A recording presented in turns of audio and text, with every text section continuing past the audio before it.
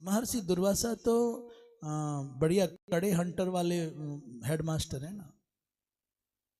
कई लोग कहते हैं दुर्वासा ठीक नहीं है, अगस्त्य ठीक नहीं है, ये ठीक नहीं, वो ठीक नहीं।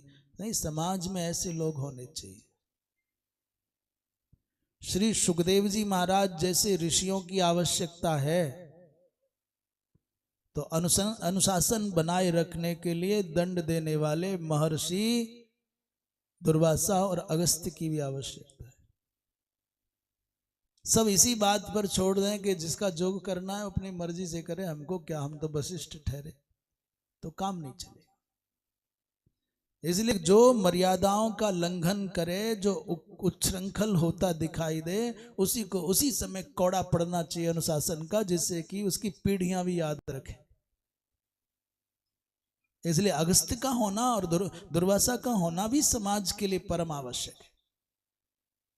वो बात एक अलग है कि ये ब्रह्मज्ञानी हैं, इसलिए इनको क्षोभ नहीं होता अंदर से, इन्होंने अपना काम किया और शांत हो गए, साधना में लग गए। परंतु आज की परिस्थितियों में कोई सोचे कि हम अशांत करें किसी को और शांत रह जाएं, हम क्षुब्ध करें किसी को और हम अक्षुब्ध रह जाएं, हम पीड़ित करें किसी को और पीड़ा हमको न हो, संभव नहीं है। साधारण तुच्छ मनुष्य में, क्षुद्र मनुष्य में और ऋषि सत्ता में बहुत फर्क होता है। महाराज दुर्वासा जी महाराज ने तुरंत साप दे दिया, अरे मूर्ख, तेरी चेष्टाएं महिष के जैसी हैं, इसलिए जा तू महिष हो जा, महिषाकार हो जा। चित्रसम तो बेचारा डर के मारे महर्षि दुर्वासा के चरणों में गिर गया, गुरु मेरा अपराध अनजाने में हुआ है, इसलिए मेरा क्या होगा। परंतु दुर्वासा जी महाराज, तो दुर्वासा जी इतनी सरलता से ठंडे न शीतल नहीं होते। अच्छा, पधारे महाराज जी, हमारे श्री भागवतानंद जी महाराज, हमारे अति प्रिय, लाए भैया आसन लावे।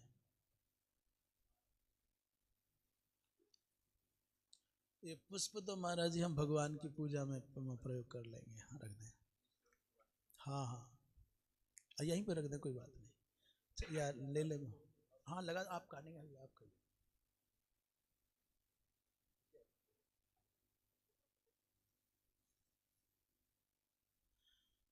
तो ये जो चित्रसम था, दुर्वासा जी महाराज के साप से बड़ा विह्वल हो गया, बड़ा पीड़ित हो गया। क्या करना चाहिए अब, ऐसा सोच करके कहाँ जाऊं, तो शुक्राचार्य जी महाराज की शरण में पहुंच गया। शुक्राचार्य उपजगाम, और अपनी पीड़ा जैसा जैसा घटना घटी यथावत, चूंकि दैत्य कुल में होने पर भी चित्रसम के चित्त में दैत्यत्व के संस्कार उतने सुदृढ़ नहीं थे। जाति का प्रभाव है, ये अपनी जगह ठीक है। तो शुक्राचार्य जी महाराज ने कहा, भाई दैत्यवर, अब एक ही मार्ग बचता है, तुम हाटकेश्वर तीर्थ में जाओ और वहां भगवान शंकर की आराधना करोगे। क्यों? बोले शिवे न बिना कोपी, भगवान शंकर के बिना कोई भी दुर्वासा के शाप का शोधन नहीं कर सकता। दुर्वासा कोई सामान्य ऋषि नहीं है, इसलिए दुर्वासा शापम निराकर्तुम न शक्नोति नान्यः कश्चित्, कोई नहीं कर सकता। ऐसा रामचरित मानसकार गोस्वामी श्री तुलसीदास जी महाराज भी कहते हैं, भावी हूं मेट सकही त्रिपुरारी। भगवान शंकर हैं जो भावी को भी मिटा सकते हैं। क्या लहिक कोटि जोग जप साधे, भगवान शंकर की कृपा के बिना इच्छित फल बिनु शिव अवराधे, भगवान शंकर की कृपा के बिना कौन इच्छित फल पा सकता है। तो इसने हाटकेश्वर तीर्थ में, ये सब नागरखंड के माध्यम से, स्कंद पुराणोक्त नागरखंड, उसमें सब हाटकेश्वर तीर्थ का, उसमें विविध तीर्थों का एक समूह है, उसका ही वर्णन चल रहा है। हमारे अति प्रिय है, अति सम्माननीय है श्री भागवतानंद जी महाराज, शास्त्र निष्ठा जिनके हृदय में, जिनके श्वासों में, जिनके अस्तित्व में ऐसे बसती है जैसे पुष्पों में सुगंध बसती है। हम यद्यपि जो भी समय की अपनी सीमा है, वो स्वयं कालज्ञ हैं और सब समझते हैं। अपने अनुपम शास्त्रीय वचनों के द्वारा उपस्थित समाज को अपनी सुमधुर शास्त्रमयी वाणी से अनुग्रहित करेंगे श्री भागवतानंद जी महाराज।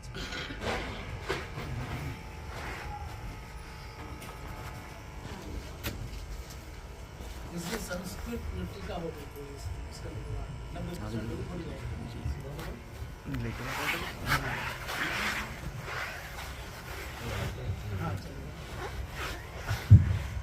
श्री राम नारायण। सदा वृंदारको वृंदानंद संदोहदायकम् अमंदमंगलागारं वंदे शंकरनंदनम्। श्रीमित्रेश्वर पूजिताब्जचरणां श्रीसिद्धनाथार्चितां शाक्तान्तर्गतनिग्रहागमनुतां पाखण्डविध्वंसिनीं सप्तास्यांकितनिग्रहेश्वर हृदि प्राकाम्यसञ्चारिणीं सिद्धाज्ञाकुलबोधिनीं भगवतीं श्रीनिग्रहेशीं भजे। आदरणीय श्री स्वामी जी महाराज एवं अन्य संत वृंदों के समक्ष आज हमें उपस्थित होने का सौभाग्य प्राप्त हुआ है। आज ही हम कौशाम्बी की कथा को पूर्ण करके यहाँ आए हैं वृंदावन, और मेरे मन में एक इच्छा थी कि, और ये इच्छा भी स्वामी जी की ही इन कथा श्रृंखलाओं के माध्यम से आई, ये भी बता दूं। क्योंकि स्वामी जी स्कंद पुराण पर बड़ा मार्मिक उद्बोधन प्रस्तुत कर रहे हैं कई महीनों से, और पिछली बार इनसे हमारा सत्संग हुआ था जब धनबाद में इनकी कथा थी, तो हम आए थे इनकी कथा में कथा श्रवण के लाभ के लिए। तो इन्होंने एक इच्छा व्यक्त की थी इस प्रकार की, ये साधना भी चलती रहे, कुछ व्याख्यान भी चलता रहे, तो मैं बाहर प्रवास अधिक नहीं करूंगा, कुछ दीर्घकालिक साधना वृंदावन में ही रहकर करूंगा। तो हमारे मन में भी एक विचार आया कि श्रृंखलाबद्ध कथा जो है वो अब लुप्त होती जा रही है, और तामझाम अधिक बढ़ गया है। जो मूल विषय है, जिस विषय को सुनने के लिए ऋषि महर्षि बैठते थे, आचार्यगण शिष्यों को जिसका उपदेश करते थे, वो परंपरा लुप्त हो गई है, तमाशा बढ़ गया है। तो बहुत से ऐसे ग्रंथ जिनमें लोगों की व्यावसायिक बुद्धि अभी तक नहीं बन पाई भगवत कृपा से, जिनके ज्ञान को विकृत करने का अवसर लोगों को नहीं मिला, क्योंकि भागवत, रामायण और अब शिव पुराण भी लोगों के द्वारा विकृत अधिक किए जा रहे हैं, उनके मूल भाव को न समझते हैं न समझा पाते हैं। तो वो तो खैर अधिक प्रचलित हो गए ग्रंथ, इसीलिए उस पर काम हो रहा है, टीकाएं अधिक हैं, लोगों के पास उनके विषय पहुंच रहे हैं, विकृत होकर भी पहुंच रहे हैं, तो लोग समझ ले रहे हैं कि यहाँ ये गड़बड़ है। लेकिन अन्य जो विषय अछूते हैं, अन्य बहुत से धर्म ग्रंथ हैं, उपनिषद के सिद्धांत हैं, सूत्र हैं, उनके भाष्य हैं, इन पर भी व्याख्यान होना चाहिए। तो इस बार हम भी श्री रामचरितमानस की कथा का प्रसारण कर रहे हैं स्वामी जी की प्रेरणा से ही। जब इनके हमने देखी ये श्रृंखला तो हमको भी प्रेरणा हुई, और वृंदावन भी इसी क्रम में मेरा आगमन हुआ है। भगवान को अद्भुत रामायण सुनाने का मन था, तो 5 दिन 7 दिन जब भी जितनी भगवान की कृपा हो, वो अद्भुत रामायण भी सुनाने का मन है भगवान को। और स्वामी जी तो बोले कि 90% ये पूर्ण हो गया है, लेकिन हम स्वामी जी से निवेदन करेंगे, जो कि इनकी सुविधा, इच्छा और आगे की योजना पर है, भविष्य में कभी भी, ये नहीं किसी श्रृंखला में या जैसी सुविधा में, स्कंद पुराण के बहुत से ऐसे भाग हैं जो मूल पुराण के, क्योंकि देखिए पुराण शतकोटि प्रविस्तर भी हैं, लोकांतर में उनकी अधिक व्याप्ति है। पृथ्वीलोक में जो व्याप्ति है वो उसका सूक्ष्म प्रारूप है, कहीं 4 लाख श्लोकों का, कहीं 8 लाख श्लोकों का, कहीं कोटि श्लोकों का, कहीं शतकोटि श्लोकों का पुराण विस्तर प्राप्त होता है। तो उसी के अंतर्गत स्कंद पुराण में और भी बहुत से खंड हैं, जैसे सह्याद्री खंड है, हिमवत खंड है, मानस खंड है, तो तापी खंड भी है। तो भगवान की कृपा से शोध की दृष्टि से जब हम भ्रमण कर रहे थे पुस्तकालयों में, तो इनकी कुछ प्रतियां प्राप्त हुई, तो प्रिंट तो नहीं है, पीडीएफ के रूप में प्राप्त हुई, तो स्वामी जी को मैं भेजूंगा, उसको समयानुसार देखेंगे। और उन पर भी, क्योंकि ये भाग तो कुछ प्रकाशकों ने छापे हैं, लेकिन मानस खंड और हिमवत खंड ये सब बहुत ही ज्यादा दुर्लभ हो गए, तो भगवत कृपा से वो साहित्य उपलब्ध हो रहा है धीरे धीरे। और स्वामी जी जैसे कुशल शास्त्रज्ञ जो कथनी और करनी की एकता को बनाने के लिए ही शरीर धारण करते हैं, अगर उस पर भी अनुग्रह करते हुए समयानुसार भवितव्य काल में कदाचित व्याख्यान का अनुग्रह करें, तो सनातन धर्म के श्रद्धालु जो अनुयायी गण हैं उन पर एक महती कृपा भी होगी। और शास्त्र जो है वो अध्ययन बोध, आचरण और तब प्रचार का विषय। अब प्रचार ही हो रहा है, पहले के 3 क्रम लुप्त हो रहे हैं, क्योंकि शास्त्र पढ़ने पढ़ाने का एकमात्र उद्देश्य यही बच गया है कि हम किसी प्रकार उदर पोषण कर लें और किसी प्रकार से हमको भी 10 लोग जान जाए। लोक ख्याति अर्जित करना, अर्थोपार्जन करना या विशिष्ट सिद्धियों से जनमानस को अपनी ओर आकर्षित करना, ये सब आसुरी तत्व वाले भी कर लेते हैं।